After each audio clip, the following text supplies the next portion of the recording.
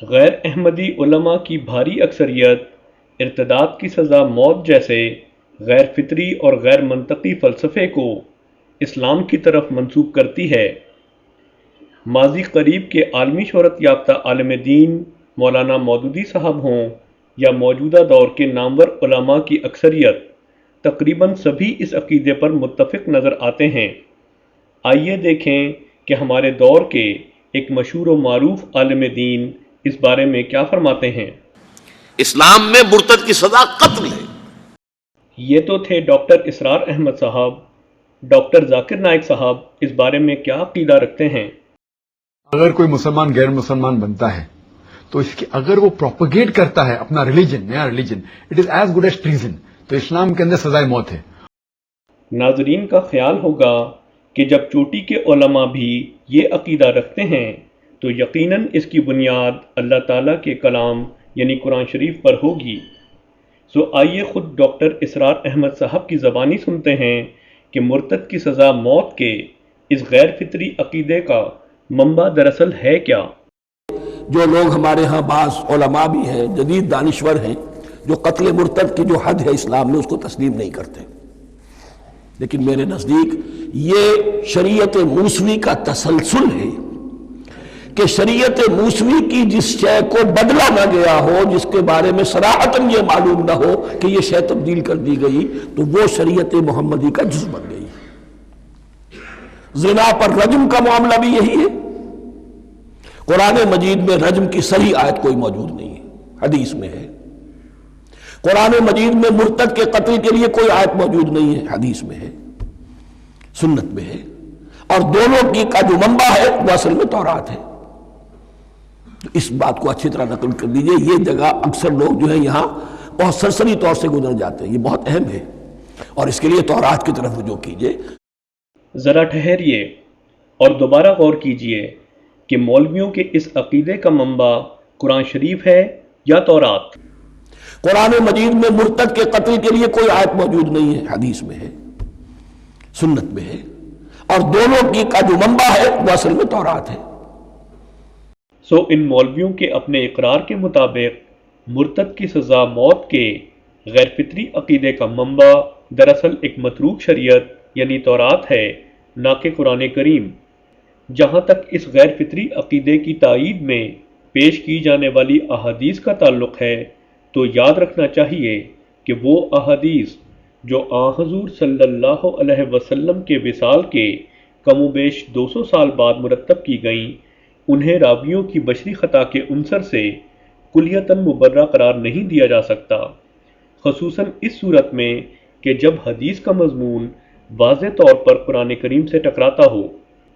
ایک طرف تبدیلی دین پر بدترین جبر یعنی موت کی سزا کا عقیدہ ہے تو دوسری طرف قرآن مجید کا یہ عظیم الشان اعلان لا اکراہ فی الدین، دین میں کوئی جبر نہیں ہے۔ کیا قرآن کریم کی یہ واضح تعلیم جو کہ آزادی ضمیر کی علمبردار اور فطرت انسانی کے عین مطابق ہے، قابل اطاعت ہے یا جبر و اکراہ پر مبنی مولویوں کے غیر فطری عقائد؟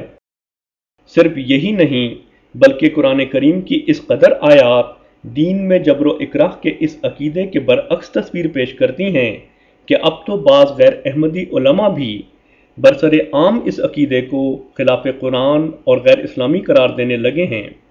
چنانچہ ایک معروف عالم دین جناب جاوید غامدی صاحب قرآن کریم کی روشنی میں اس بارے میں واضح طور پر فرماتے ہیں۔ اب اللہ کا عمومی قانون جو ہے وہ قائم کر دیا گیا ہے، من شاء فلیؤمن من شاء فلیکفر۔ یہ آزمائش کی دنیا ہے، جس کا جی چاہے وہ ایمان پہ قائم رہے، جس کا جی چاہے وہ کفر اختیار کرے۔ اب اس کا فیصلہ قیامت میں ہوگا۔ انسانوں کے لیے آزادی ہے، من شاء فلیؤمن من شاء فلیکفر۔ اس وجہ سے اب لوگ دین قبول بھی کریں گے، دین کو چھوڑیں گے بھی۔ اس کا فیصلہ قیامت کے دن ہوگا کہ انہوں نے حق کو چھوڑا تو اس کی کیا سزا ہوگی۔ نیز انسانی جان کی حرمت اور سزائے موت سے متعلق قرآن کریم کی روشنی میں جناب غامدی صاحب فرماتے ہیں۔ دیکھیے بات یہ ہے کہ سب لوگوں کو خدائی نے زندہ رہنے کی اجازت دے رکھی ہوئی ہے، اس کا ہمارے ہاتھ میں اختیار نہیں ہے۔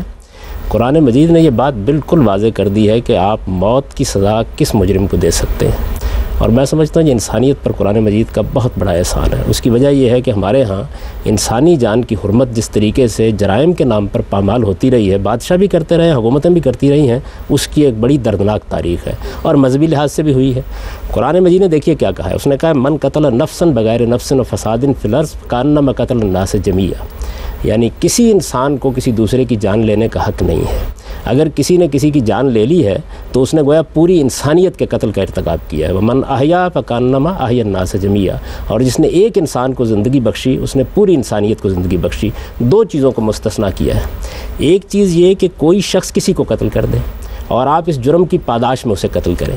دوسرے یہ کہ وہ زمین میں فساد برپا کرنے کے لیے نکل کھڑا ہو، لوگوں کی جان مال آبرو کے لیے خطرہ بن جائے، دہشت گردی کا ارتکاب کر ڈالے. قرآن کی یہ بالکل صریح نص ہے، اس کے علاوہ آپ کسی جرم میں کسی آدمی کو موت کی سزا نہیں دے سکتے. اگر قرآن کریم کی مذکورہ بالا آیت واضح طور پر صرف 2 ہی جرائم میں سزائے موت کو جائز قرار دیتی ہے تو مرتد کی سزا موت ماننے کے نتیجے میں کیا صورت پیش آتی ہے؟ یعنی اس بات کو ماننے کے نتیجے میں تو آپ کو ماننا پڑتا ہے کہ قرآن مجید نے جو صراحت سے کہا تھا کہ من قتل نفسا بغیر نفس و فساد فی الارض، آپ نے اس کو منسوخ کر دیا. یعنی پھر تو آپ کو ماننا پڑے گا کہ قرآن 2 صورتوں کے علاوہ جان لینے کے معاملے میں سخت تحدید کر رہا تھا، اور آپ کہتے ہیں کہ روایت کی بنیاد پر ایک دوسری صورت میں بھی لی جائے گی. حقیقت یہ ہے کہ یہ مولوی حضرات اپنے غیر فطری اور غیر منطقی عقائد کو کبھی نہ چھوڑیں گے، چاہے اس کے نتیجے میں قرآن کریم کی متعدد آیات کو معطل یا منسوخ ہی کیوں نہ ماننا پڑے. قرآن کریم ایک کامل شریعت ہے اور یہ کسی دوسری شریعت کی احتیاج نہیں رکھتی. جبھی تو اللہ تعالیٰ اس مسئلے پر ہر قسم کے شک کے رد کے لیے فرماتا ہے ان الذين آمنوا ثم كفروا ثم آمنوا ثم كفروا ثم ازدادوا كفرا لم يكن الله ليغفر لهم ولا ليهديهم سبيلا.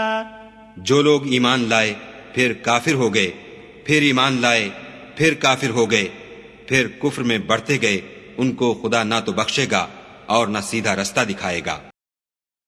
اس آیت میں بار بار کے ارتداد کے باوجود ایسے شخص کی آخری حالت کے مطابق جزا و سزا کا معاملہ اللہ تعالیٰ نے صرف اپنے ہاتھ میں رکھا ہے اور کسی انسان کو یہ حق نہیں دیا کہ وہ یہ خدائی اختیار اپنے ہاتھ میں لے. ایک طرف قرآن کریم کی فطری اور منطقی تعلیم ہے جو واضح طور پر مرتد کی سزا موت کے باطل عقیدے کی دھجیاں بکھیر رہی ہے، اور دوسری طرف قصے اور کہانیوں پر مبنی مولویوں کے غیر فطری عقائد. فیصلہ آپ پر ہے کہ آپ کسے اختیار کرتے ہیں، مولوی کو یا قرآن کریم کو.